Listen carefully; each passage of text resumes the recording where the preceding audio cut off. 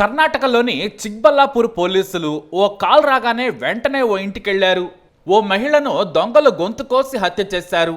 ఇంట్లోని నగలు డబ్బును ఎత్తుకెళ్లారనేది పోలీసులకు అందిన ఫిర్యాదు. అప్పటికే ఇంట్లో ఉన్న 26 ఏళ్ల భవ్య రోధిస్తోంది. తమ వదినను 5గురు దొంగలు దారుణంగా చంపారు. నన్ను బయట కుర్చీకి తాళ్లతో కట్టేశారు. బెడ్రూమ్లో ఉన్న మా వదినను నగలు ఇవ్వమని బెదిరించారు.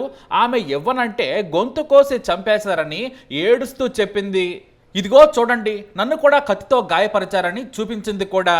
పక్కింటి వారు చూడడంతో ఈ దారుణం బయటపడింది. పోలీసులు ఇంట్లోకి వెళ్లి చూడగా 24 ఏళ్ల పుష్పలత రక్తపు మడుగులో పడి ఉంది. బీరువా అంతా చల్లాచెదురుగా ఉంది.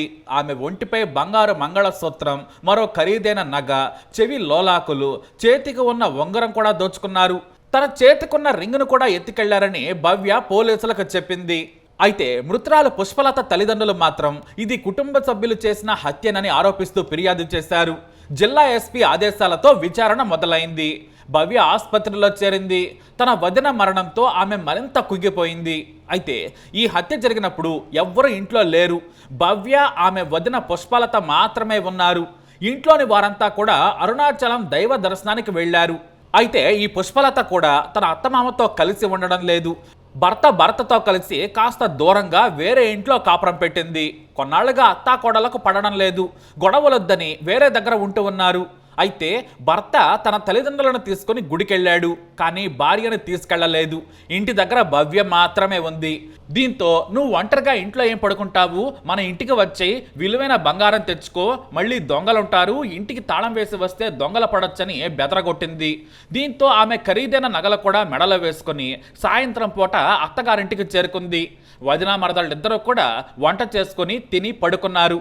తెల్లారేసరికి పుష్పలత శవమైంది. భవ్య ఆసుపత్రిలో చేరింది. ఇది క్లుప్తంగా నేరం జరిగినప్పుడు పోలీసులకు తెలిసిన విషయం. మరి పుష్పలతను దొంగలే చంపారా అనేది పోలీసుల అనుమానం. పోస్ట్మార్టం రిపోర్ట్ కోసం వెయిట్ చేశారు. అప్పుడే ఓ నిజం బయటపడింది. అదేంటంటే పుష్పలత గొంతు కోయడం కారణంగా చనిపోలేదు, ఊపిరాడక చనిపోయింది. ఆ తర్వాతే గొంతు కోసారని పోస్ట్మార్టంలో తేలింది. అంతే, పోలీసులు కథను మలుపు తిప్పే ఇన్వెస్టిగేషన్ చేసేశారు. అది కూడా క్షణాల్లో. ఇంట్లో ఉంది ఇద్దరే. ఒకరు భవ్య, రెండవ మహిళ మృతురాలు పుష్పలత. భవ్యకు వదిన పుష్పలత.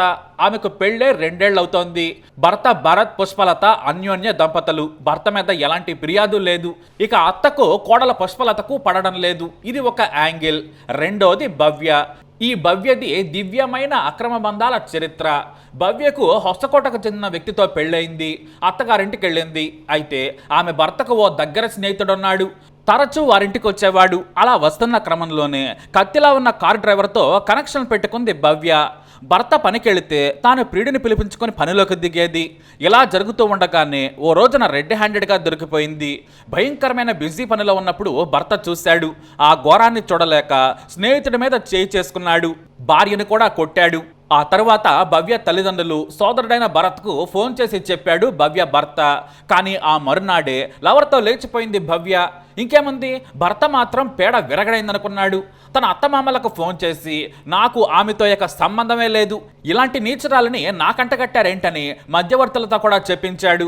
ఎందుకంటే ఆమె రేపు బయటకు వెళ్ళిన తర్వాత జరగరానిది జరిగితే నాకేం సంబంధం లేదు, నేను ఆమెను పట్టించుకోనని తెగేసి చెప్పాడు. అయితే కార్ డ్రైవర్తో భవ్యకు కొద్ది రోజులే సాఫీ డ్రైవింగ్ నడిచింది. ఆ తర్వాత ఏమైందో ఏమో కానీ డ్రైవర్ని మార్చేయాలనుకుంది. ఇటు తల్లిదండ్రులు కూడా చేవాట్లు పెట్టి ఇంటికి రావాలని కోరారు.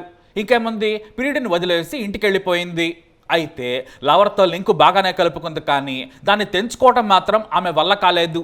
ఎందుకంటే ఇద్దరు రసపట్టులో ఉండగా హై క్వాలిటీ వీడియోలు తీసుకున్నారు. వాటిని చూస్తూ ఎంజాయ్ చేసేవారు. అదే ఊపులో మళ్ళీ ఎంజాయ్ చేస్తూ ఏకంగా జీబీల కొద్దీ కలెక్షన్ రెడీ చేసుకున్నారు. భవ్య ప్రియుడిని వదిలేస్తుంది. కానీ ఏకాంత సేవలో ఉన్న వీడియోలు మాత్రం ప్రియుడి దగ్గర కోకొలలుగా ఉన్నాయి. తన దగ్గరకు రాకుంటే మాత్రం నీ వీడియోలు పబ్లిక్ డొమైన్లో పెడతానని బెదిరించడం మొదలుపెట్టాడు ఆ కారు డ్రైవర్. ఇదే విషయాన్ని తన దగ్గరి బంధువు వరుసకు బావయ్యే లోహిత్ కుమార్తో చెప్పుకొని ఎంతో బాధపడింది. అలా ఓదారుస్తూనే లోహిత్ ఆమెకు దగ్గరయ్యాడు. ఆమె కూడా కొత్త ప్రియుడితో మరింత దగ్గరైంది. ఎందుకంటే వీడు కూడా ఇంకో కార్ డ్రైవర్, అంటే ఇంకో డ్రైవర్ని పెట్టుకుందన్నమాట. అయితే ఈ లోహిత్ కుమార్ నీకు నేనున్నాను, నేను నీ వీడియోలు డిలీట్ చేయిస్తానని చెప్పాడు. ఆ తర్వాత ఆమెను నమ్మించాడు. ఇద్దరూ మరింత దగ్గరయ్యారు. ఇక ఆమె దగ్గర కూడా పాత లవర్ వీడియోలున్నాయి. ఆమెతో సన్నిహితంగా ఉన్న ప్రైవేట్ వీడియోలను తన ఫోన్కు ట్రాన్స్ఫర్ చేసుకున్నాడు. ఆ తర్వాత లోహిత్ కుమార్కు ఓ ఆశ కలిగింది. నువ్వు నాకు డబ్బులు ఇస్తేనే సరి, లేదంటే నేనే వీటిని బయట పెడతానని బెదిరించడం మొదలుపెట్టాడు. దీంతో ఆమె రహస్యంగా తన నగలమ్మి తండ్రి దగ్గర తీసుకుని మొత్తం 6 లక్షలు సమర్పించుకుంది. ఆ తర్వాత కూడా డబ్బులు కావాలని బెదిరించడం మొదలుపెట్టాడు లోహిత్. దీంతో సాలిడ్ స్కెచ్ చేసింది భవ్య. ఒక్క దెబ్బకు తన వదిన పేడ విరగడ కావాలి, మా అమ్మ ప్రశాంతంగా ఉండాలి, బ్లాక్ మెయిలర్ రోహిత్ కూడా తన జీవితంలో నుంచి సైడ్ కావాలనుకుంది. నీ ప్రైవేట్ వీడియోలు బయట పెడతాను, నాకు ఇంకా డబ్బులు కావాలని బెదిరిస్తూ ఉండడంతో ఒకటే మాట చెప్పింది భవ్య.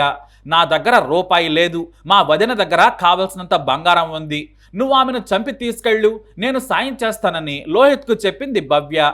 ఇదే ఫైనల్ సెటిల్మెంట్ అని ఆశ చూపించింది. దొంగలే చంపి దోచుకుపోయారనేలా ఉండాలని స్క్రిప్ట్ కూడా తన కొత్త ప్రీడికించింది. ఈ లోహిత్ రెడీ అన్నాడు. మే 28 రాత్రి సమయం టైం చెప్పింది. తమ వాళ్ళందరూ గుడికెళ్తున్నారు. తమిళనాడు నుంచి రావడానికి 3 రోజులు పడుతుంది. నువ్వు రెడీగా ఉండమని చెప్పింది. మాయ మాటలు చెప్పి వదిన పుష్పలతను ఇంటికి పిలిచింది. నగలు కూడా తెచ్చుకోమని భవ్య సూచించింది. ఆమె చెప్పినట్లుగానే అమాయకంగా నగలేసుకుని తన ఇంటికి తాళం వేసి అత్తారింటికి దారేది అనుకుంటూ మరదలైన భవ్య దగ్గరకు వచ్చింది. అక్కడ తన అత్తలేదు కాబట్టి ఆమెకి ఇబ్బంది కలగలేదు. పైగా భర్త భరత్ కూడా తన చెల్లెల దగ్గర ఉండమని చెప్పాడు. ఇంటికొచ్చి హాయిగా నిద్రపోయింది పుష్పలత.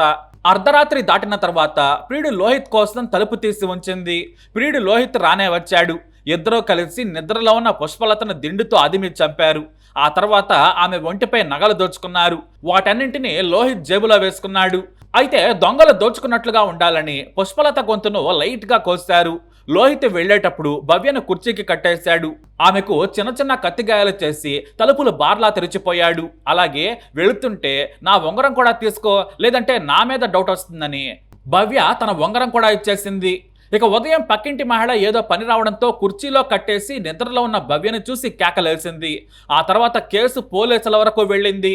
అయితే ఇంట్లోకి బలవంతంగా వచ్చినట్లు ఆనవాళ్లు లేవు. చుట్టుపక్కల సీసీ కెమెరాల్లో కూడా ఎలాంటి అలజడి లేదు, రికార్డు కాలేదు.